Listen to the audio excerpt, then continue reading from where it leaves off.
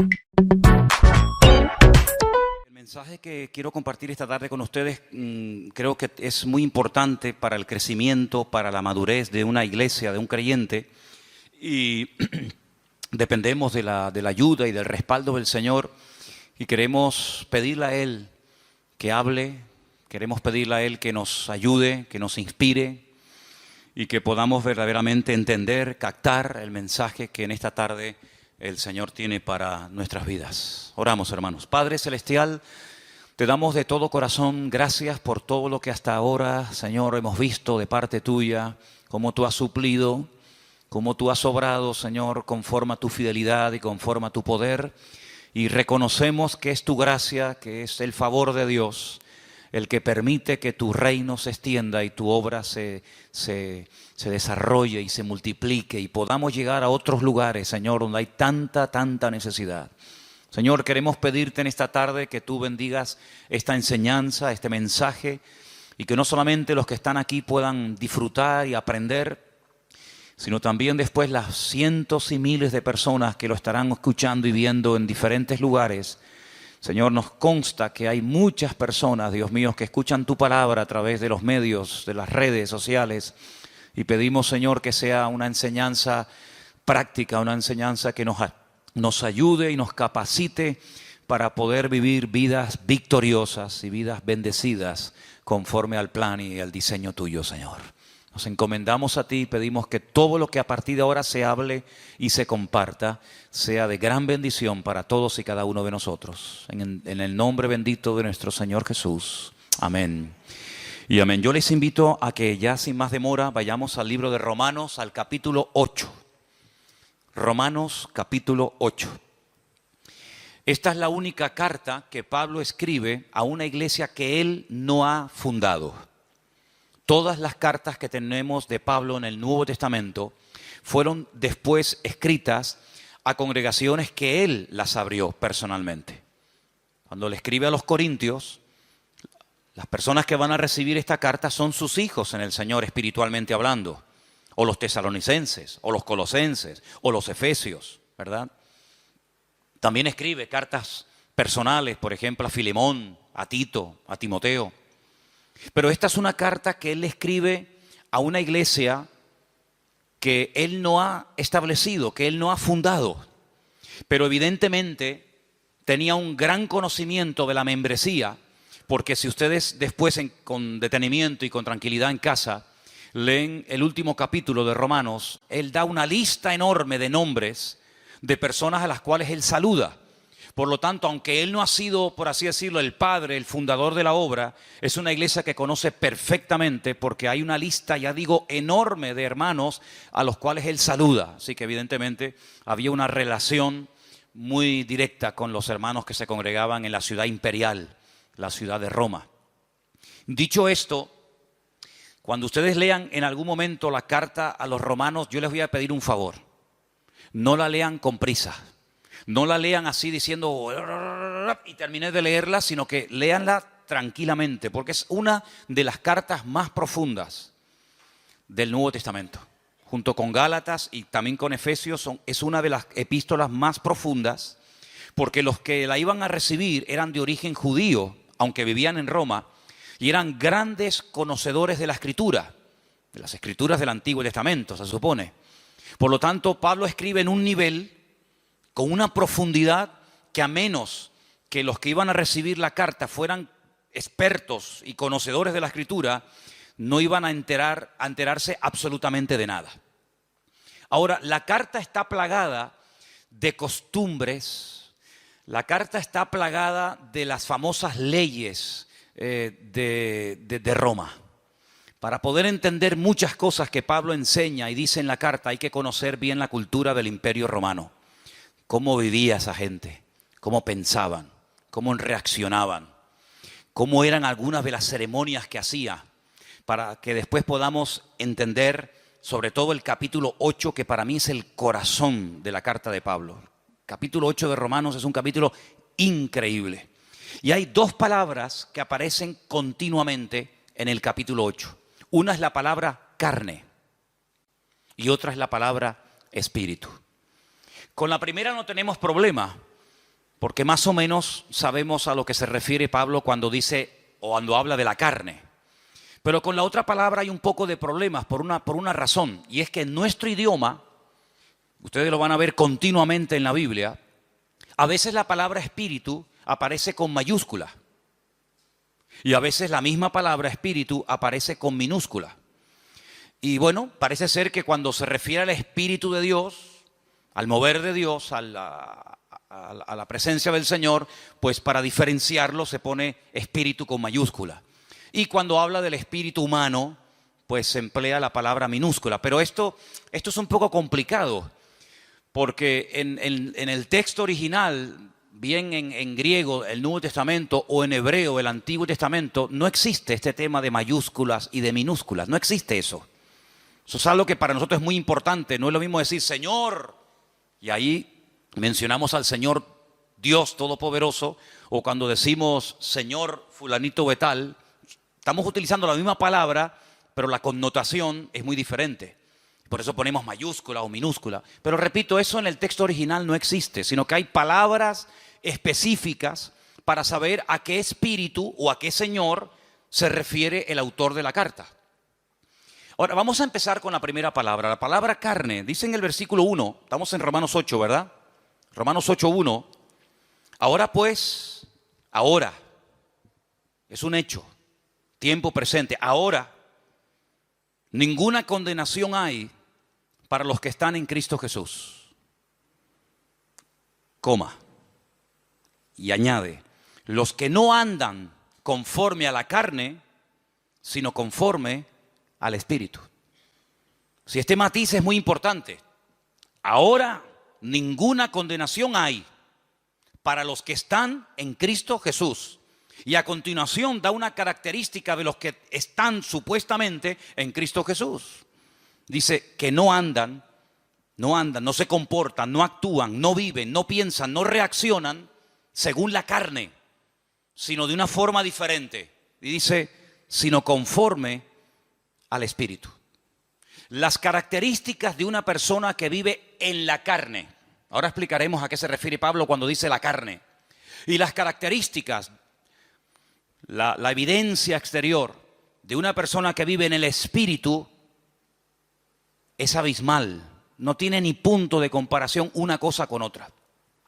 Por ejemplo, si ustedes prestaron atención a la lectura que se leyó hoy aquí, basada en Gálatas capítulo 5, el apóstol Pablo hace una tremenda diferencia entre las manifestaciones, las características, el estilo de vida de uno que vive en la carne a uno que vive en el Espíritu. Por ejemplo, él menciona más de 17, escuchen, más de 17 manifestaciones diferentes de una persona que puede vivir en la carne.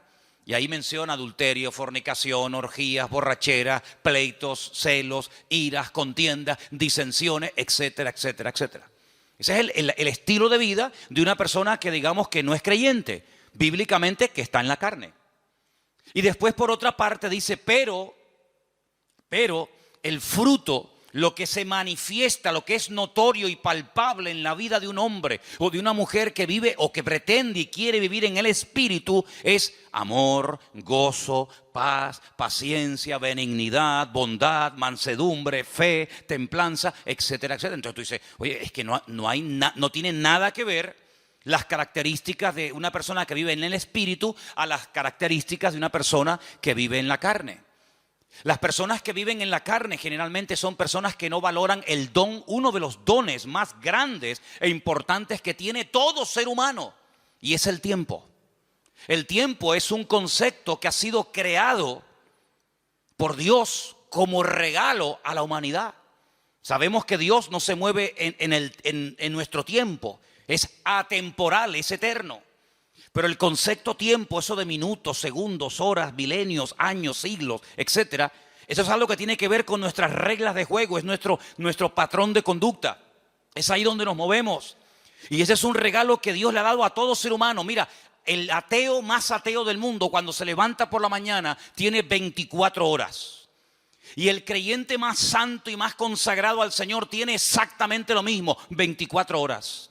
Y una persona que no quiere saber nada de Dios, que tiene un modelo, un diseño de vida totalmente antagónico, apuesto al de un creyente, tiene una semana de 7 días. Exactamente igual que la semana de 7 días que tiene un creyente. Luego, el concepto tiempo es un regalo universal. Los blancos, los negros, los ricos, los pobres, en todos los continentes de la tierra, el tiempo es igual para todo el mundo. Y una de las características de una persona que vive ajeno a la voluntad de Dios, ajeno al diseño de Dios, es decir, que vive en la carne, es que desperdicia el tiempo, no lo valora. Ahora, cuando Pablo le escribe a los que quieren vivir esforzándose en el Espíritu, dice, ojo, aprovechen bien el tiempo. Cuidado. Porque el tiempo que pasa no se puede recuperar. Esa es una de las características del tiempo. Si ya no podemos volver al pasado, no existe máquina del tiempo, no hay regresión, no podemos volver atrás y decir, oye, ayer me quedaron por hacer esto, esto y esto. Amigo, pasó a la historia y nunca más ese tiempo, ese minuto, ese año volverá, nunca más. Es como las olas, cuando entran y rompen en la arena, esa ola desapareció, vendrá otra, pero esa ya desapareció. Exactamente es igual el tiempo. Va transcurriendo y Santiago lo define como una especie de neblina. Dice que el tiempo, la vida, que está incluida en el factor tiempo, dice que es como neblina que pasa y cuando te das cuenta, se te fue la vida, amigo. Entonces, una de las características de las personas que viven en la carne es que desperdician el tiempo, no valoran el tiempo.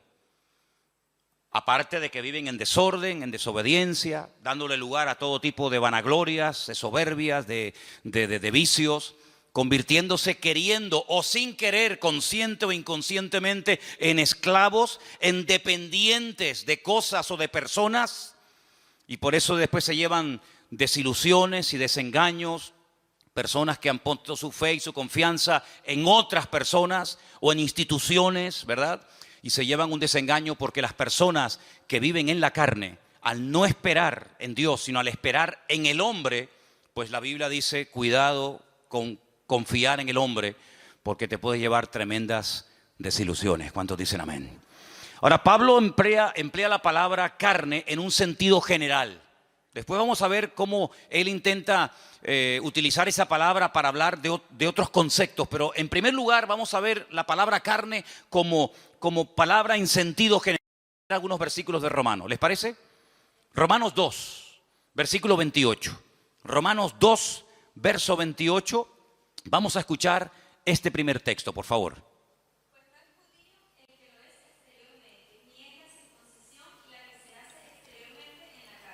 ¿Ves? Cuando Pablo habla del rito, de la ceremonia de la circuncisión, es una operación, es una marca que se le hace al varón a los 8 días, ¿en dónde? En la carne.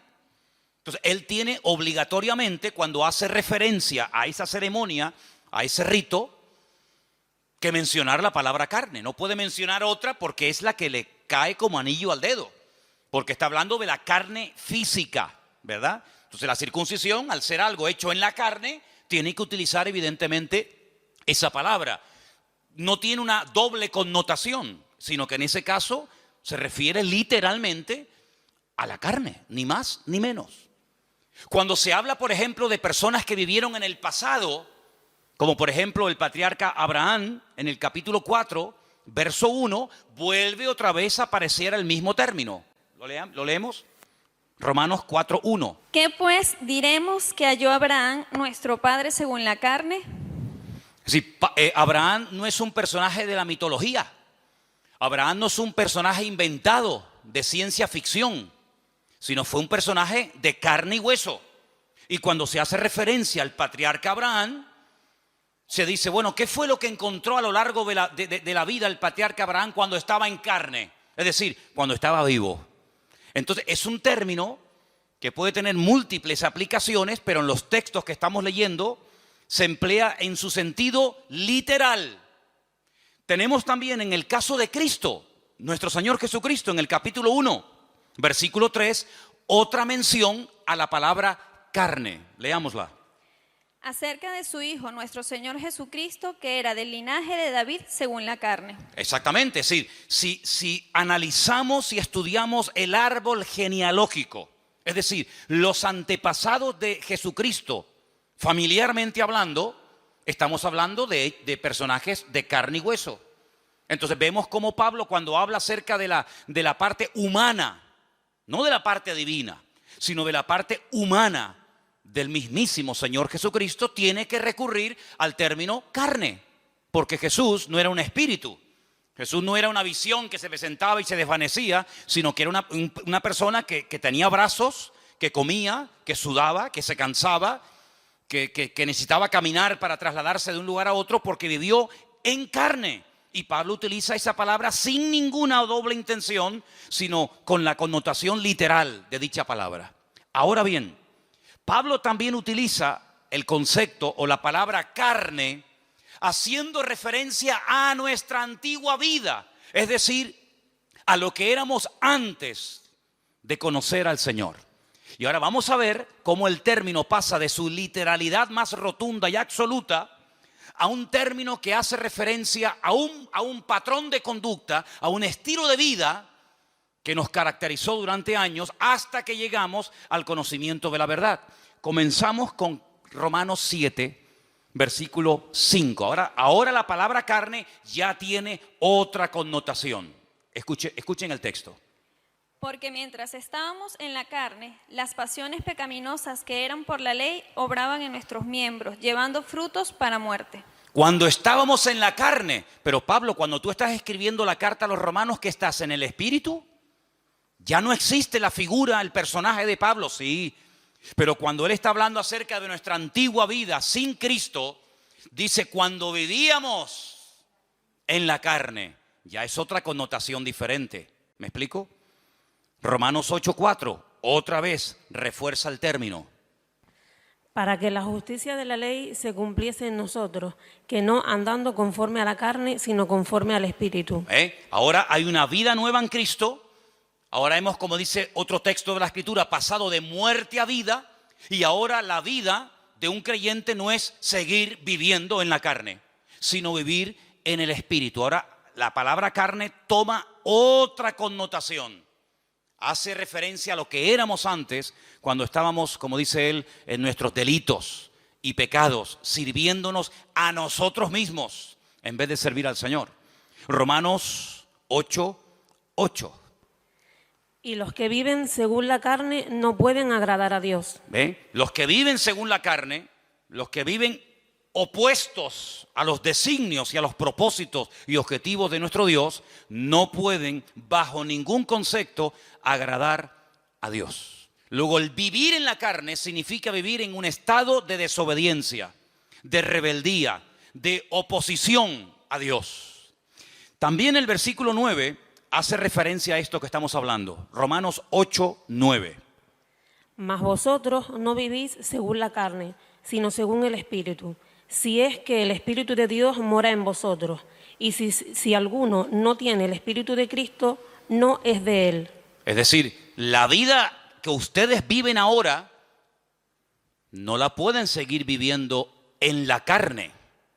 No la pueden seguir viviendo con las características que identifican a un no creyente. Porque si ustedes son verdaderamente hijos de Dios, el Espíritu de Dios ahora está dentro de vuestras vidas. Y ese espíritu os impulsa por otros derroteros a hablar de una forma diferente, a comportarte de una forma diferente, porque ahora ya no eres dominado por el ego, dominado por tus pasiones, por tus apetitos y por tus vanaglorias y tus concupiscencias, sino que ahora eres guiado por el Espíritu Santo de nuestro Dios. Y dice que una persona puede reconocer si es o no es un hijo de Dios por la forma como vive. Eso es lo que el Señor dijo, dicho en otras palabras, por sus frutos los conoceréis. Dice el Señor en Romanos 8 que los que son de Cristo son guiados por el Espíritu que guió a Cristo.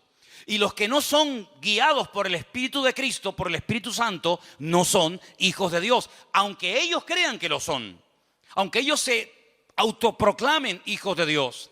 Porque luego hay un concepto tremendamente profundo e interesante, del cual hablaremos también esta tarde, y es el término adopción. Porque claro, hoy en día La palabra adopción tiene otras connotaciones completamente diferentes a lo que significaba ser adoptado hace 2000 años. Pero de eso hablaremos un poco más adelante. Romanos 8:12, un texto más.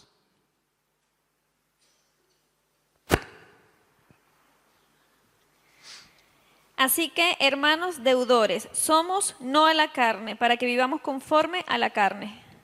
Muy bien, entonces hemos visto cómo Pablo utiliza la palabra carne como en el sentido literal, pero también utiliza ese término cuando hace referencia a una vida de desobediencia, fuera, ajeno a la voluntad de Dios.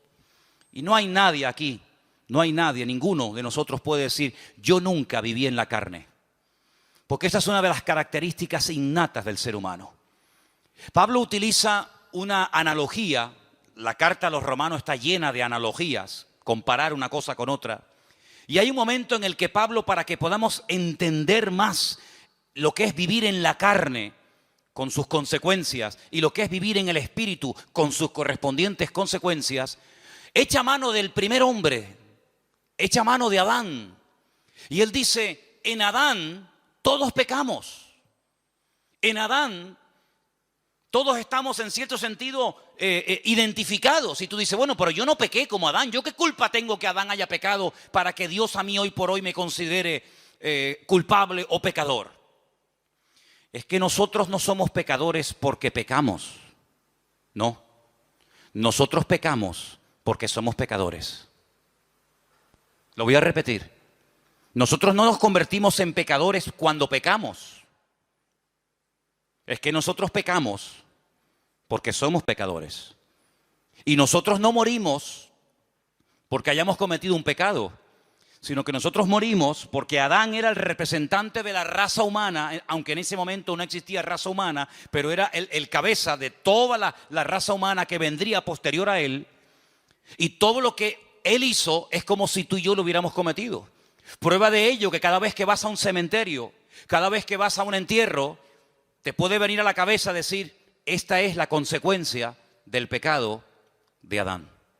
Así como en Adán todos mueren, así como en Adán el sello, el estigma de la desobediencia, de la rebeldía y de ser pecadores es notorio y evidente, ahora el apóstol Pablo dice, pero hay un segundo Adán y lo llama el Señor Jesucristo. Y así como en Adán todos mueren, en Cristo todos viven. Entonces nosotros tenemos que tomar una decisión cada día. ¿Como quién quiero vivir? ¿Como Adán o como Cristo? ¿Cómo quiero vivir? ¿En qué equipo quiero jugar? ¿En el equipo de Adán o en el equipo de Cristo? Porque si me identifico con Adán y cada vez que hago mi voluntad y cada vez que desobedezco y cada vez que rechazo a Dios, tengo que sufrir y experimentar a corto y a largo plazo las consecuencias.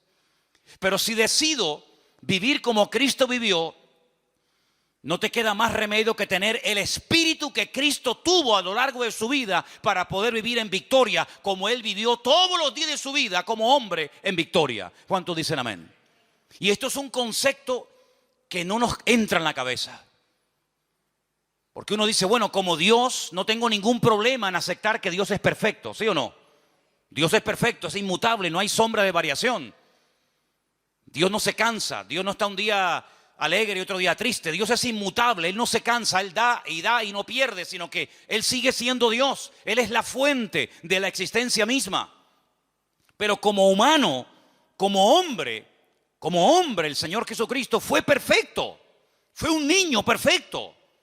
Y todos los que hemos tenido hijos o tenemos hijos, sabemos que nuestros hijos, como nosotros tampoco fuimos hijos perfectos, no hay un hijo perfecto. No hay una hija perfecta.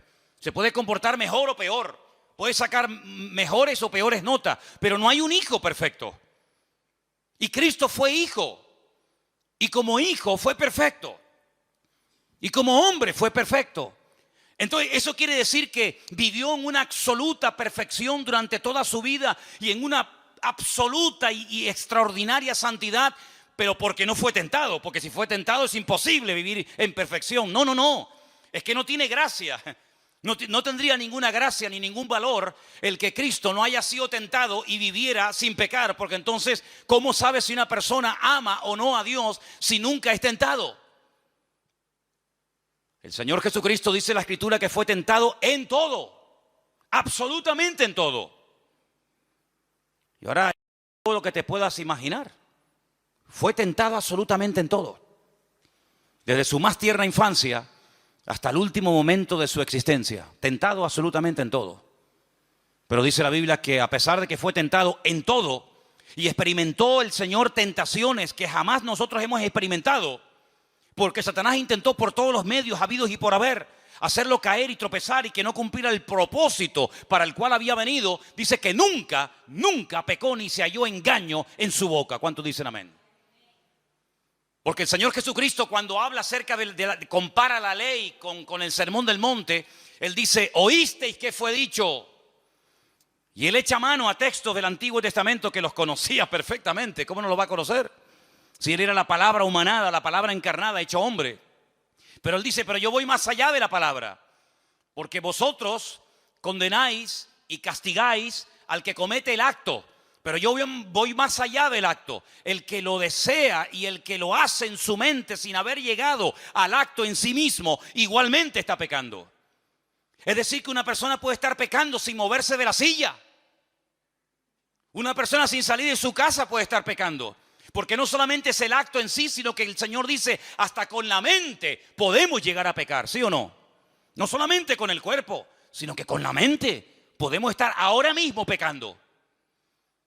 Es decir que no es que Cristo no lo pillaron nunca infragante y cometiendo un pecado y por lo tanto pueden decir fue perfecto, pero luego en su mente era terrible. No, es que ni siquiera en la mente nuestro Señor Jesucristo pecó. Y eso es un concepto que a nosotros se nos escapa porque decimos perfección, vivir en la perfección durante 33 años de su vida, siendo presionado y teniéndolo todo en contra, pues eso es lo que dice la Biblia, que Jesús nunca pecó. Es el hombre perfecto. Y cuando tú ves, por ejemplo, los evangelios, y no me voy del tema, pero cuando ves los evangelios, tú ves que son diferentes exposiciones, diferentes formas de presentar una vida tan rica y tan amplia como la del Señor Jesucristo. Por ejemplo, Mateo lo presenta como el Mesías, el que estaba profetizado en las Escrituras y las cumplió. Pero Marcos lo presenta como un siervo perfecto, obediente, sumiso. ¿Por qué? Porque los destinatarios del Evangelio de Marcos eran los romanos.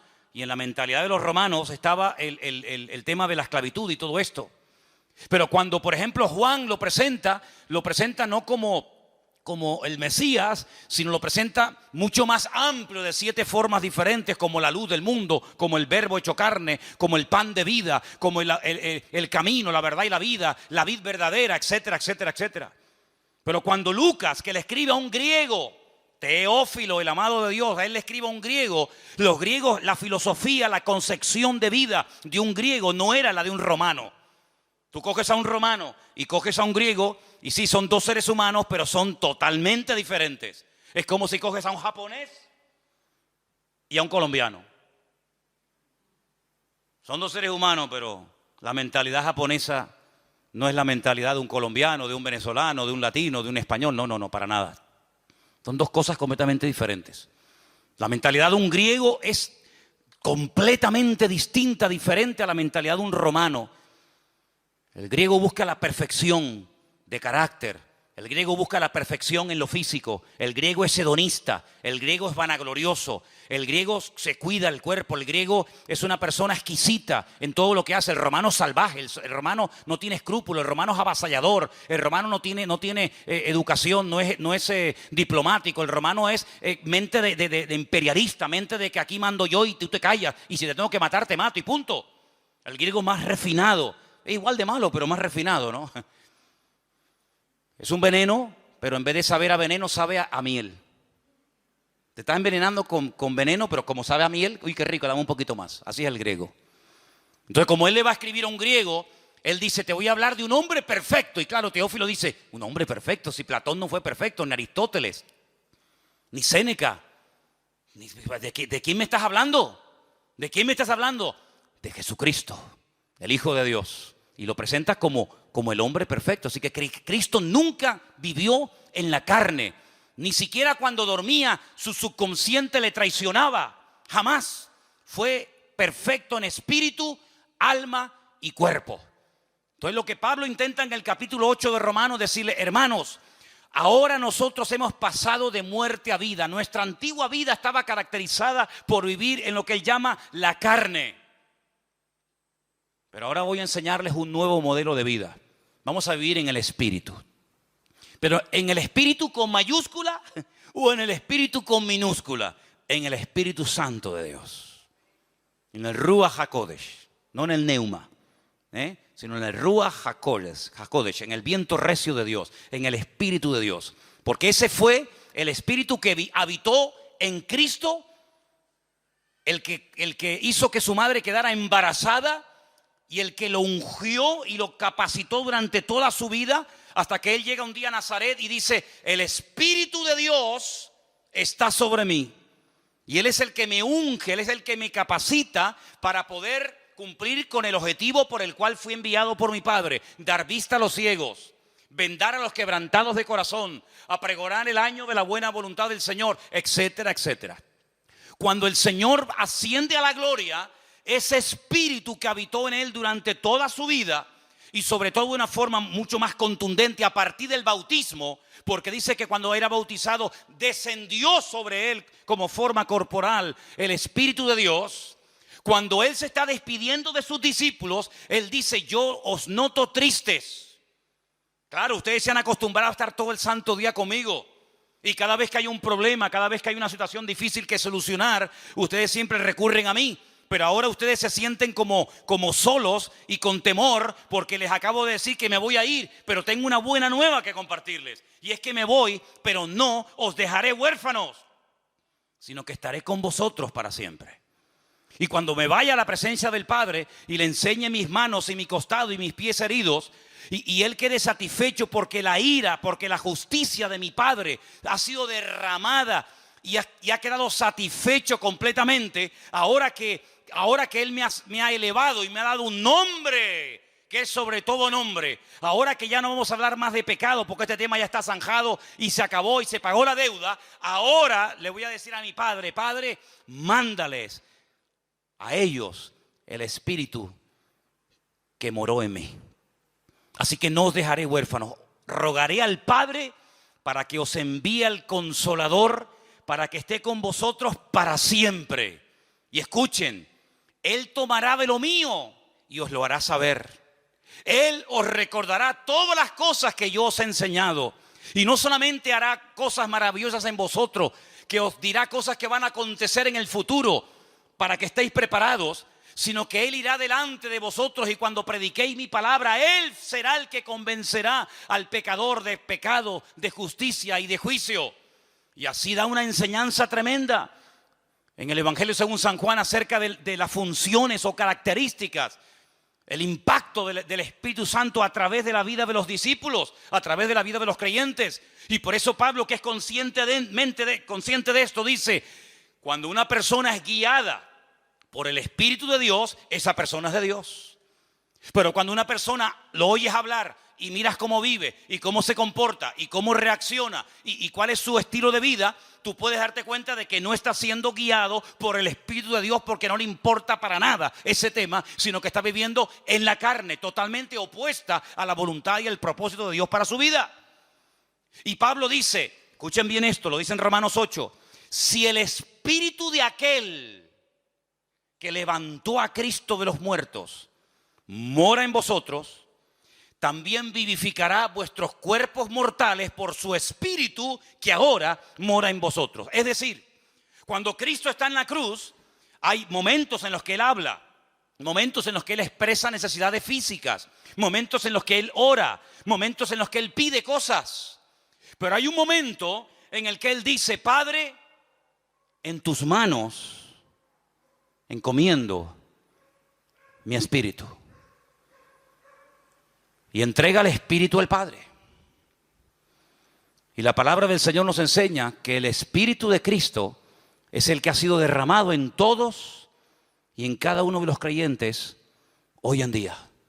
Y por eso Pablo dice, hermanos, ya no os embriaguéis con vino, en lo cual hay disolución. Antes bien, sed llenos del Espíritu de Dios, hablando, cantando entre vosotros con salmos, con himnos, con cánticos espirituales, alabando a Dios, dando siempre gracias al Señor. Y no lo contristéis, no entristezcáis, no apaguéis al Espíritu, sino antes bien, todo lo contrario. Y termina el libro, termina las Sagradas Escrituras diciendo, por si no ha quedado claro todo lo que ha dicho Pablo, Santiago, Mateo, Marcos, Lucas, Juan, etcétera, el que tiene oídos para oír, que oiga lo que el Espíritu todavía le tiene que comunicar a la iglesia. ¿Cuántos dicen amén? Esto es algo tremendo, porque la vida de un verdadero creyente ya no puede estar guiada por la carne, por sus pasiones y deseos, sino tiene que ser guiada por el Espíritu de Dios. Ahora, como el hombre no nace salvo, como el hombre no nace siendo hijo de Dios, como el hombre ya viene condenado por el pecado de Adán, por el estigma del pecado de Adán, se tiene que producir algo milagroso en el ser humano, y que es la adopción. Y hablemos de la adopción. Quiero que vayamos a Romanos, capítulo 8, del versículo 12 en adelante, y dice así, Romanos 8, versículo del 12 en adelante. Así que, hermanos, somos deudores, no a la carne, para que vivamos conforme a la carne. Porque si vivís conforme a la carne, moriréis. Mas si por el Espíritu hacéis morir las obras de la carne, viviréis. Porque todos los que son guiados por el Espíritu de Dios, estos son hijos de Dios. Pues no habéis recibido el espíritu de esclavitud para estar otra vez en temor, sino que habéis recibido el espíritu de adopción, por el cual clamamos, Abba, Padre. El Espíritu mismo, escuchen bien esto es tremendo. El Espíritu mismo da testimonio a nuestro espíritu de que somos hijos de Dios. Y si somos hijos, también herederos. Herederos de Dios, coherederos con Cristo, si es que padecemos juntamente con Él, para que juntamente con Él seamos glorificados. Ahora, la ceremonia, el acto de adopción en el Imperio Romano hace 2000 años era algo muy profundo, muy complicado y lleno de una ceremonia y de una parafernalia increíble. No es como hoy en día que dices quiero adoptar un niño y con dinero te vas a la China o te vas a un sitio y adoptas a un niño y te hacen una especie de test psicológico y ven si tienes los requisitos, si tienes la economía para hacerlo, etcétera, etcétera, etcétera. En el Imperio Romano, ¿cómo se adoptaba una persona? ¿Qué se hacía? Primeramente, había dos procesos. La palabra es mancipatio, la primera etapa de la adopción, y la segunda es vindicatio. Se cogían monedas, una balanza y 7 testigos, y se iba a la autoridad correspondiente. Y lo que se hacía era como que se ponía a la venta a un hijo, a una persona. Entonces se decía, vendo a fulanito de tal. La persona con esas monedas las pesaba en la balanza y lo compraba. Volvía a hacer exactamente la misma ceremonia en ese momento o en otro momento o lugar. Lo ponía a la venta, lo subastaba. Y llegaba un momento en el que él pujaba otra vez y lo volvía a comprar. Pero la ceremonia, el acto más importante de la ceremonia era cuando se ponía a la venta a la persona y la persona que tenía capacidad para comprarla no pujaba y no lo compraba. Y si no lo compraba, la persona que lo ofrecía, automáticamente se rompía todo vínculo legal, la patria potestad sobre dicha persona, y el que lo comprara pasaba automáticamente a ser el padre, a adoptar a esa persona como uno de sus hijos. Estos 7 testigos, en el caso de que muriera el que había hecho la venta y el que había hecho la compra, estarían siempre preparados para presentarse ante las autoridades pertinentes de la época para decir, no, yo fui testigo de que este hombre vendió el día tal en tal lugar a fulanito de tal y esta persona pujó por él y lo compró por tal cantidad. Y entonces, ¿qué ocurría a partir del momento en el que una persona adoptaba, compraba? Porque la adopción no era por sentimiento, sino que había que dar un precio muy elevado para poder comprarlo. A partir de ese momento, todos los derechos y obligaciones que tenía el que había sido adoptado con su antigua familia o con la persona que lo había vendido quedaban automáticamente anulados. Tú no tienes ya absolutamente nada que ver con este hombre que te vendió y que ya no tiene ninguna autoridad sobre tu vida. Segundo, si tú tenías deudas contraídas cuando eras hijo o cuando eras propiedad de ese hombre, en el momento en el que eres adoptado, todo tu pasado queda totalmente cancelado, todas tus deudas anuladas, y a partir de este momento comienzas a formar parte de otra familia con todos sus derechos y todas tus deudas del pasado quedan anuladas. Y a partir de este momento legalmente eres considerado heredero legítimo de ese hombre que te ha adoptado como padre o te ha comprado para él. Y finalmente, si ese hombre que lo había comprado o adoptado tenía más hijos, estos hijos legítimos, nacidos de su esposa, no podían en ningún momento anular el acto de adopción que previamente se había establecido. Conociendo la ley romana, conociendo todo este proceso y toda esta parafernalia de la adopción, el apóstol Pablo dice, nosotros pertenecíamos a un dueño terrible que nos tenía la vida amargada. Éramos esclavos del pecado. Pero no mires el pecado como el problema. El problema no solamente era el pecado. El problema era el que estaba detrás de los pecados. Y era nada más y nada menos que el príncipe de las tinieblas, Satanás mismo. Él era nuestro dueño, el que controlaba nuestra vida, el que dirigía nuestras emociones y sentimientos, el que hurtaba, mataba y destruía nuestra vida en momentos puntuales, en unas ocasiones más y en otras ocasiones menos. Y llegó un momento en el que alguien pujó por nosotros. Llegó un momento en el que alguien nos quiso comprar. Y nos compró a precio de sangre. Su propia sangre. Y el que nos compró se llama Señor Jesús. Y ahora lo mismo que Él va a heredar, vosotros también lo heredáis juntamente con Él. Porque ahora no solamente sois hijos adoptivos de Dios, sino que ahora sois coherederos con Cristo juntamente con Él. Pero había 7 testigos que en cualquier momento podían ser llamados para testificar de que eso se había producido. ¿Y dónde están esos testigos?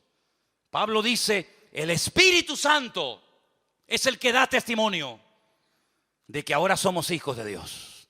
Es decir, la misma presencia del Señor está dentro de nosotros, no solo con nosotros, sino en nosotros, y da testimonio a nuestro espíritu que lo que se ha producido no es un cambio pasajero y un cambio simplemente de imagen, sino un cambio en el mundo espiritual. Hemos pasado en fracción de segundo de muerte a vida.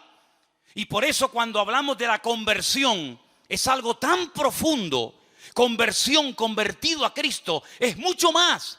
De hecho, no tiene nada que ver con venir aquí o no venir aquí. Hay gente que puede estar viniendo aquí y no son salvos.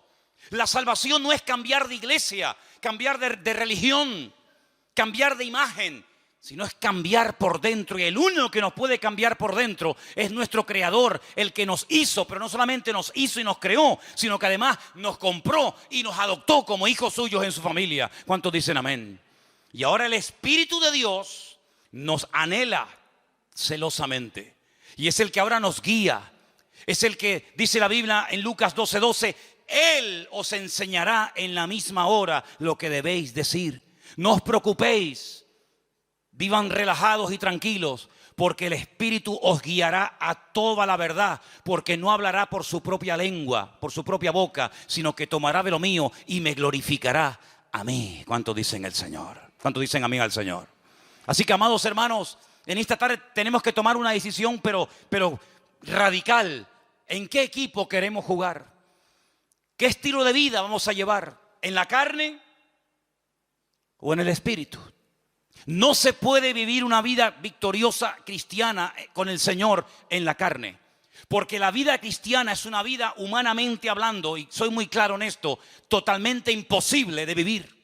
Porque la vida cristiana es sinónimo de querer vivir, de querer o de pretender vivir según la vida que Cristo vivió. ¿Qué es la vida cristiana? Vivir como Cristo vivió. ¿Y quién es capaz de vivir como Cristo vivió? Sin pecar nunca, sin desear nada malo, sin tener nada malo en el corazón, sin tener tendencia al pecado, sin mirar lo que no hay que mirar, sin desear. Es imposible, porque somos carne y hueso, decía el patriarca Abraham, soy polvo y ceniza. Por eso Pablo descubrió un secreto tremendamente profundo de nuestra relación con Dios. Y es decir, lo que tenemos que hacer cuanto antes es morir. Porque un muerto no crea problemas. Los que crean problemas son los vivos. Los muertos no dan problema. El muerto al hoyo y el vivo al bollo. El muerto no da problema, no critica, no se desanima, no se deprime, no cambia de religión. El muerto se murió y punto. Ya no habla, ni siente, ni padece. Y por eso Pablo dice, ya no quiero vivir más yo, sino ahora quiero que mi estuche llamado cuerpo, llamado carne en el sentido literal, sea el medio por el cual el Espíritu de Dios que ahora mora en mí nos lleve a hacer y ejecutar todos los días de nuestra vida la voluntad de nuestro Dios. ¿Cuántos dicen amén? Eso es lo que Pablo intenta explicar en Romanos 8. La vida en la carne es así. Si quieres escoger ese camino, las consecuencias van a ser esta y esta. Y la estación final, saben que cuando uno va en metro o cuando va, generalmente en metro o en tren, cada estación tiene un nombre. La estación final de la vida se llama la muerte. Y por eso ha habido intentos, el hombre ha hecho intentos por tratar de corregir el rumbo de la naturaleza humana. Y algunos dijeron a lo largo de la historia de la humanidad, cuando la humanidad sea culta, cuando todo el mundo sepa leer y escribir y tenga un alto nivel de cultura y de preparación y de conocimiento, ya no habrá odios, ni guerras, ni venganzas, ni muertes, sino que el hombre que sea culto y el hombre que tenga un nivel intelectual alucinante, pues se dará cuenta de que en la guerra nadie gana, sino que todos pierden. No me digan. La gente más sabia y culta de Europa fueron los que crearon una guerra donde murieron más de 65 millones de personas. Y era el país más culto y con más conocimiento que jamás ha existido. Así que se demostró que no es el conocimiento ni el saber lo que hace que el hombre no peque. Entonces otro dijo, no era ese el camino. El camino es que todos sean iguales. Porque así se evitan las envidias y los celos. Tú tienes más, yo tengo menos. Tú eres rico, yo no llego a fin de mes. Tú tienes un cochazo, yo tengo que ir caminando. Cuando todo el mundo sea igual, no haya propiedad privada y todo sea de todos, entonces el hombre será feliz. Ya. Vamos a intentarlo. Y los que inventaron esto dijeron, vamos a probarlo. Y tuvieron 70 años. Primeramente para probar en su tierra, más aparte a donde las exportaron. La utopía de que cuando todos seamos iguales, se acabarán las envidias y los celos y las vanaglorias. Y fue un auténtico fracaso. Pero el Señor dijo algo. No vamos a hacer que todos sean iguales porque eso es imposible. No vamos a darle a todos todo lo que piden porque eso es imposible. Vamos a hacerlo al revés. En vez de afuera para adentro, vamos a hacerlo de adentro para afuera. Vamos a poner en el hombre un nuevo corazón. Cambiemos la naturaleza del hombre. Que en vez de comportarse como hombre pecaminoso y carnal, se comporte como un ser espiritual. Pero ¿dónde le enseñamos eso? No se puede enseñar. ¿Dónde le transmitimos ese conocimiento? No se puede transmitir. Es una obra interna que hace el Señor en el corazón del ser humano. Y cuando el Señor entra a nuestras vidas, desde adentro comienza a cambiarnos. Y entonces Pablo dice, sé vivir en abundancia y sé vivir en escasez. Porque todo lo puedo en Cristo que me fortalece. Ya no me importa si tengo o no tengo. Ya no me importa si me aman o me odian. Ya no me importa si soy aplaudido y venerado o soy criticado y calumniado y perseguido. No, ya no me importa eso. Porque ya no son los factores externos. Ya no es el tener, ya no es el ser, sino es la nueva criatura que el Señor pone en nuestros corazones. Eso, todos los sistemas habidos y por haber, todos los sistemas, y ustedes mencionen ahí los que quieran, todos han sido un auténtico fracaso, porque todos intentan desde afuera cambiar y perfeccionar la vida del hombre, pero el Señor lo hace de adentro hacia afuera, y dice, el que cree en mí, de su interior correrán ríos de agua viva. Pero hay algo que tengo que decir como palabra final. Esta obra, que es la que funciona, la genuina, la auténtica, la que hace que todo sea diferente, aunque no tengas trabajo, o sí, o tengas marido, o te haya abandonado, o te sientas fuerte o enferma. Esta obra perfecta, que es cuando el corazón es cambiado, cuando el Espíritu de Dios entra en el corazón y dice que lo convierte de carne a un corazón, de piedra a un corazón de carne. Cuando te circuncida el corazón, esta obra, que es la que funciona y perdura, hay un factor para que funcione que es de vital importancia, y es la voluntad humana. Porque el comunismo se implantó, te guste o no, y las leyes se adoptan, se adaptan o se cumplen, te gusten o no. Pero esta ley divina que transforma la naturaleza del hombre no se puede llevar a cabo si el hombre se cierra y dice, no me interesa, quiero seguir viviendo a mi manera. Y el Señor, como se ha sujetado a nuestras reglas de juego, cuando se come una ficha en el parchís, ¿cuánto se cuenta? 20. Y cuando se mete la fichita dentro de casa, 10. Y cuando te salen 3-6, a casa. Son las normas. ¿Sí o no? Pues el Señor dice, ustedes han creado unas normas ajenas a mi palabra, y una de las normas que ustedes tienen es que se creen autosuficientes. Está muy bonito, muy interesante. Esto le viene bien a este que es un pobre desgraciado, que le viene bien para cambiar, pero yo no. Yo nunca he sido drogadicta, yo nunca he sido mala persona, yo he sido una buena madre, yo he sido un buen padre, una persona trabajadora, yo he sido siempre una persona honrada, yo. Yo a ti sinceramente no te necesito para nada. Tú si quieres ayuda a toda esta maraña de desgraciados y de enfermos y de tarados y de no sé qué, pero yo no, porque yo soy la reina del mambo, el tapón del océano. Y cuando una persona llega a ese nivel de vida y hablar así, ha llegado a una ceguera tan tremenda que ya no te das cuenta de lo mal que estás. Y has cruzado una línea muy peligrosa, y es la de no querer arrepentirte. Y cuando no te quieres arrepentir, Dios no se mete donde no lo llaman.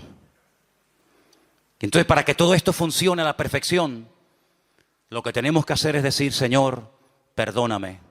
Porque el único pecado que Dios no perdona es aquel por el cual no se pide perdón. Si usted no pide perdón por su pecado, Dios no le puede perdonar. Pero en esta tarde se ha predicado la palabra, se ha sembrado la palabra en tu vida y en tu corazón. Y quiero que con nuestros ojos cerrados un momentito escuches estos últimos textos, estos últimos versículos, y que los tengas presente en esta tarde en tu vida. Primera de Juan, nos lo va a leer nuestra hermana. No améis al mundo, ni las cosas que están en el mundo. Si alguno ama al mundo, el amor del Padre no está en él. Porque todo lo que hay en el mundo, los deseos de la carne, los deseos de los ojos y la vanagloria de la vida, no provienen del Padre, sino del mundo. Y el mundo pasa y sus deseos, pero el que hace la voluntad de Dios permanece para siempre. Amén, así es. Cuando alguien ama al mundo, cuando alguien ama las cosas del mundo, dice que el amor del Padre, el amor de Dios no está en él. Así de simple. ¿A quién amas? ¿Dónde está tu corazón? Dice que donde está tu tesoro, ahí estará tu corazón. ¿Dónde está tu corazón? ¿Dónde está tu tesoro? Si tu tesoro no es Dios, ¿cómo lo vas a amar? Si tu tesoro no es la voluntad de Dios, ¿cómo la vas a querer hacer? Cuando se vive en la carne, es imposible agradar a Dios. Las consecuencias de vivir en la carne, a corto y a largo plazo, es esclavitud, desilusión y finalmente muerte. Pero el resultado de vivir en el Espíritu es que uno es guiado a la verdad. Uno es guiado en la vida por el camino que uno quiere ser guiado. Escucha bien esto. Si quieres ser guiado por el Señor te va a guiar. Y esto es algo intransferible. Papá no puede trasladar esta vida a los niños, aunque quieras, ni los niños a sus padres, ni la esposa al marido, ni el marido a la esposa. Es algo personal, individual. Y por eso en esta tarde yo te hago esta pregunta, delante de la presencia del Señor. ¿Qué modelo, qué estilo de vida vas a elegir hoy? ¿Vivir en la carne? ¿O vivir según el diseño divino? Vivir en el Espíritu que guió a Cristo, el Espíritu que lo acompañó siempre y que dio a su pueblo por un mismo Espíritu. Fuisteis todos bautizados en un cuerpo, dice el Señor. Así que en esta tarde tú tienes la última palabra. Yo te he compartido la palabra, se ha sembrado en tu corazón la buena semilla. Pero no dejo de reconocer que en esta tarde puede haber pedregales, puede haber espinos o puede haber buena tierra. Confiamos en ello. ¿Qué vas a hacer con la palabra oída? ¿Qué vas a hacer? ¿Qué vas a hacer? ¿Qué camino vas a escoger? ¿Vivir en tu ego, en tu yo, en tu carne? ¿O decir, Señor, enséñame? ¿Qué tengo que hacer, Señor? En esta tarde te damos muchas gracias por tu palabra, que es viva, es eficaz. Siempre habla, siempre ministra, siempre toca. Nunca vuelve vacía, sino que se siembra y hará la obra para la cual fue enviada. Señor, confiamos de que sea hoy tu Espíritu Santo el que convenza los corazones. Nosotros hacemos nuestra parte, nuestra obra, pero eres tú el que tocas, el que hablas a las vidas. Y yo te pido, Señor, que no haya reacciones basadas en sentimientos o en emociones, sino única y exclusivamente porque están respondiendo al llamado del Señor. Si en esta tarde tú estás aquí y quieres vivir conforme al Espíritu de Dios, haciendo su voluntad, díselo a Él, díselo. Yo quiero vivir conforme a tu voluntad, Señor. ¿Te das cuenta cómo uno puede vivir de una manera u otra? Tú decides, ser humano, criatura de Dios, tú decides. Yo te animo a que en esta tarde tú le digas al Señor, aleluya, que tú le digas al Señor en esta tarde, yo quiero vivir guiado por tu Espíritu Santo. Estemos orando, hermanos, estemos orando, por favor, en el día de hoy. Aleluya. Gloria a Dios. Prepárame la guitarra, por favor. Esta tarde, ahí donde estás, oh Señor, ministranos, Señor. Llena este lugar, Señor, con esa convicción genuina que trae tu Espíritu y tu palabra, Señor. Aleluya. Gracias, Dios mío. Gracias, Señor. Gracias, Señor. Gracias, Señor Jesús. Yo quiero que mientras escuches esta alabanza, esta canción,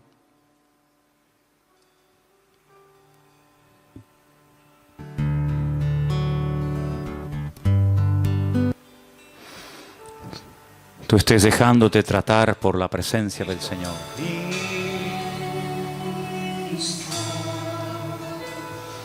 Te